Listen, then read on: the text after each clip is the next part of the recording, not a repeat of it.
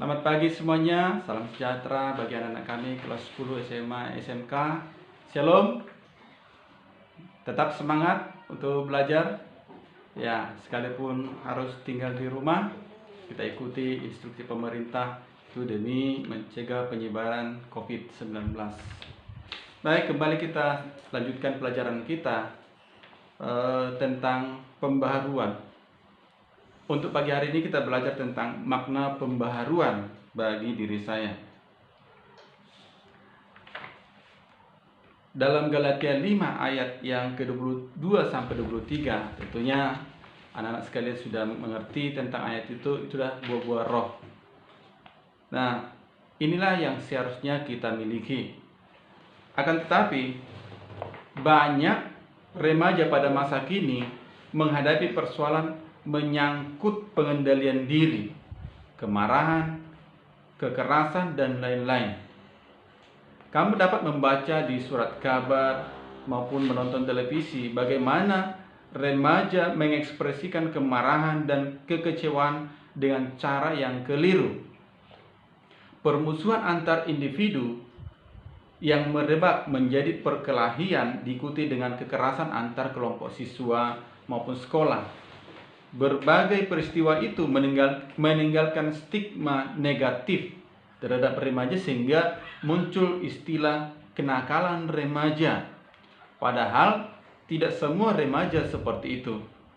Ada banyak remaja yang melakukan hal-hal luar biasa, menolong sesama, menjuarai berbagai lomba yang dilakukan oleh lembaga sekolah dan lembaga lainnya pada aras nasional maupun internasional. Menghadapi berbagai tantangan yang ada, kamu dapat membuktikan bahwa kamu adalah manusia baru dengan cara menerapkan buah roh dalam kehidupan kamu. Ingat, dalam Galatia tadi ada 9 buah roh di situ. Selanjutnya, dampak dari pembaharuan Allah bagi orang percaya. Sebelum Yesus naik ke surga, ia telah menjanjikan datangnya Roh Kudus yang akan mendampingi para rasul dan orang percaya supaya mereka selalu dibimbing dalam kebenaran. Janji itu dipenuhi pada hari Pentakosta, di mana Roh Kudus turun kepada para rasul dan orang-orang percaya. Ini boleh dibaca dalam Kisah Rasul pasal yang kedua. Dampak dari kepercayaan kepada Allah yang membaharui hidupmu melalui Roh Kudus adalah yang pertama, yakin bahwa Allah berkuasa atas hidupmu dan bahwa kekuasaannya tidak dibatasi oleh ruang dan waktu. Kepercayaan ini melahirkan pengharapan bahwa kamu pasti memiliki kehidupan yang lebih baik, mencakup kehidupan sekarang maupun di masa depan. Pengharapan itu juga membuat kamu mampu untuk mengubah semua sifat buruk yang ada dalam dirimu.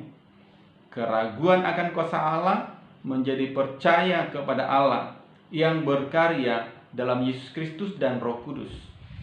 Kepercayaan itu memotivasi kamu untuk menghilangkan berbagai ketakutan yang ada dalam diri kamu.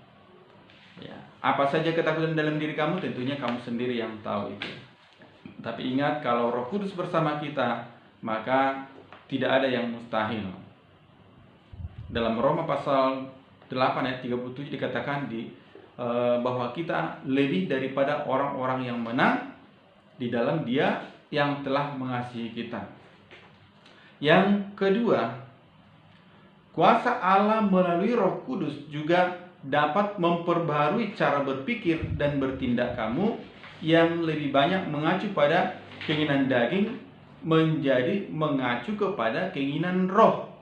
Pada keinginan daging menjadi dari keinginan daging kita berfokus kepada keinginan roh. Kita tahu Alkitab mengatakan keinginan daging selalu mengarah kepada permusuhan dengan Allah. Kalau kita mengikuti keinginan daging, berarti kita menjadikan diri kita musuh Allah. Tapi kalau kita mengikuti keinginan roh, akan membawa kita kepada kehidupan kekal. karena berusaha untuk mendekatkan diri kita kepada Tuhan. Yang ketiga, kamu percaya bahwa Allah sedang bekerja dalam sejarah umat manusia. Pekerjaan itu tidak hanya membaharui, namun mentransformasi dan memulihkan semua hubungan yang telah rusak oleh dosa. Hubungan antara manusia dengan Allah, manusia dengan sesama, dengan alam dan lingkungan hidup. Khusus untuk hubungan antara manusia dengan alam, hubungan yang tadinya telah dirusak oleh manusia yang bersifat serakah, mengeksploitasi dan merusak alam, kini dibaharui. Manusia dimungkinkan untuk memiliki perspektif baru dalam memandang alam dan lingkungan hidup, yaitu jika sebelumnya manusia cenderung merusak alam dan kini berkomitmen untuk memelihara alam lingkungan hidup, bahwa manusia dan alam saling membutuhkan. Ya. Dan yang selanjutnya, kamu menjadi percaya bahwa manusia menjadi mitra Allah dalam mengubah wajah dunia yang carut marut oleh berbagai penindasan, kemiskinan, dan ketidakadilan menjadi dunia yang lebih berkeadilan, berani berkata benar dan membela kebenaran, solider terhadap penderitaan orang lain dan manusiawi. Menurut Van Niftrick dan Boland, pembaruan hidup manusia tidak terlepas dari keselamatan yang telah dikerjakan Allah di dalam Yesus Kristus. Pembaruan hidup tidak boleh terlepas dari aspek percaya. Hanya orang yang percaya kepada Allah di dalam Yesus Kristus sajalah yang akan mengalami pembaruan hidup. Terkadang dalam diri kamu muncul berbagai pertanyaan dan keraguan mengenai kuasa Allah di dalam Yesus Kristus. Pertanyaan dan keraguan mengenai Roh Kudus. Bagaimana caranya kamu dapat menjawab pertanyaan serta keraguan itu? Ada beberapa cara yang dapat kamu lakukan, yaitu bergaul akrab dengan Allah melalui kesetiaan berdoa, membaca Alkitab, kesetiaan dalam beribadah, dan mengikuti berbagai pertemuan di kalangan remaja dan jemaat, sehingga kamu tidak menjauhkan diri dari persekutuan. Memang pada situasi sekarang program pemerintah untuk menganjurkan kita di rumah saja, sehingga untuk ibadah pun kita mengikuti ibadah secara online. Namun demikian, tetaplah kita tunjukkan rasa hormat kita kepada ibadah itu. Jangan kurangi, ya, jangan kurangi makna ibadah itu. Walau di rumah tetaplah seperti bagaimana kita mau ke gereja, ya, ganti baju, rapi, tunjukkan rasa hormat. Mungkin kita beribadah lewat HP atau lewat televisi dan lain sebagainya, tetapi nilai ataupun penghormatan kita kepada ibadah itu jangan sampai berkurang. Termasuk persembahannya jangan berkurang, ya, kirimkan kepada pendetanya.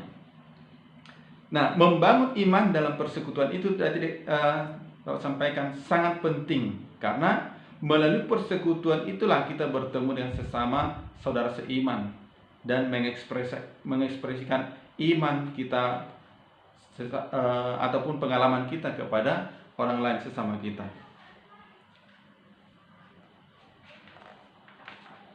Nah, ini saja pelajaran kita pagi hari ini, ya, yang tentunya intinya kita harus memiliki perubahan hidup dan ingat, kita tidak sanggup merubah diri kita tanpa pertolongan Tuhan atau pertolongan Roh Kudus. Itu sebabnya tadi kekuatan kita untuk berubah jika kita dekat dengan Tuhan. Nah, kembali dalam Galatia pasal 5 ayat 22 dan 23 tadi, ini menjadi tugas. Catat tugasnya. untuk menilai diri sendiri. Ya, menilai diri sendiri. Ini perhatikan tugasnya.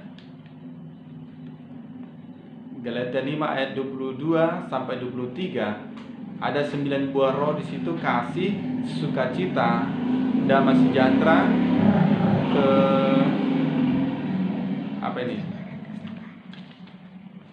kesabaran, kemurahan, kebaikan, kesetiaan, kelemah lembutan, dan penguasaan diri. Nah, ini buah rohnya. Nah, sekarang diri kamu atau diri saya, nanti ada kolom-kolom, buat kolom-kolom: tidak pernah, jarang, sering, atau selalu. Nah, contohnya kasih. Nah, bagaimana diri kamu selama ini? Apakah sudah memiliki kasih atau sudah hidup dalam kasih? Atau kalau belum, atau mungkin yang sering adalah marah-marah, ya, suka memberontak, ya, berarti tidak pernah. Atau pernah tapi hanya beberapa kali. Nah, boleh diisi jarang. Itu bikin aja tanda centang aja, jarang. Jika sudah hidup dalam kasih, boleh pilih sering atau selalu. Nah, itu selanjutnya sampai ke bawah, sukacita. Kalau memang hidupmu selalu diwarnai dengan sukacita, nah, boleh antara sering dan selalu. Tapi kalau hidupmu selalu murung, cemberut, ya, tidak tahu bersyukur, ya, masuk ke meja makan, ini aja ikan kita, tahu tempe tahu, ayam goreng, ayam penyet, ayam geprek, dan lain sebagainya, ya. Kemudian damai sejahtera, bagaimana di rumah? Apakah selalu terjadi perang dunia ketiga? Atau memang sudah dipenuhi dengan kedamaian, tidak ada percekcokan? Ya, selisih paham itu biasa, tapi jangan sampai terbawa kepada pertengkaran. Nah, kalau sudah selalu damai, ya, ini antara sering dan selalu. Kemudian kesabaran, kemurahan, masih kikir. Ya, kalau masih kikir berarti belum murah hati. Kemudian kebaikan, kesetiaan, kelemah lembutan, dan penguasaan diri. Nah, tugasnya hanya centang saja. Nah, itu saja tugasnya pagi hari ini. Selamat pagi semuanya. Shalom, selamat belajar, dan tetap di rumah. Puji Tuhan.